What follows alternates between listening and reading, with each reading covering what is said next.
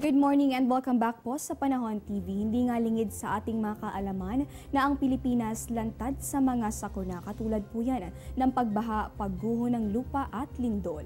Kaya naman kasabay ng ating pag-obserba sa National Disaster Consciousness Month, dapat nating tandaan na ang kahandaan ay susi sa kaligtasan.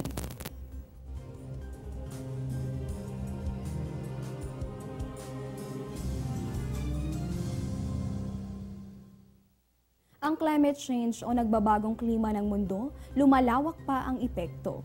Sa katunayan sa isang pag-aaral nitong National Center for Atmospheric Research, tumibay pa itong mga ebidensya ng paglawak ng Antarctic Sea na nangangahulugan ng patuloy na pagkatunaw ng mga yelo dahil sa pagtaas ng temperatura.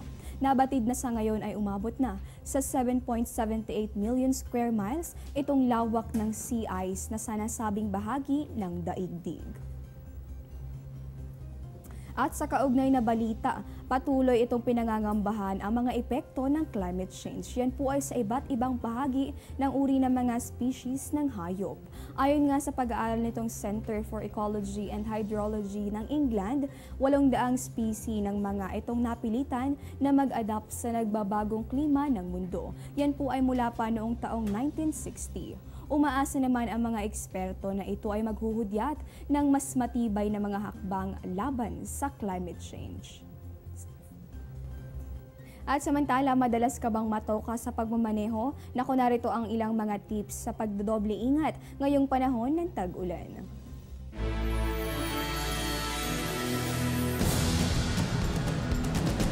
Mga dapat tandaan kapag nagmamaneho sa ulan.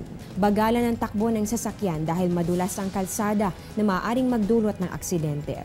Gumamit ng wipers para malinis ang windshield at makita ng husto ang daan. Buksan ang headlights para madaling makita ang sasakyan, lalo na kung makapal ang buhos ng ulan. Gamitin lang ang hazard lights sa oras ng emergency. Iwasan ang mga bahaing lugar at kung hindi kayang ipagpatuloy ang biyahe, gumarahe sa ligtas na lugar.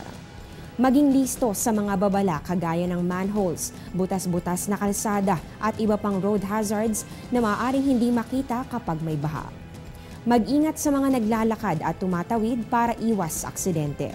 Tandaan na tuwing panahon ng tag-ulan, iba yung pag-iingat ang kailangan.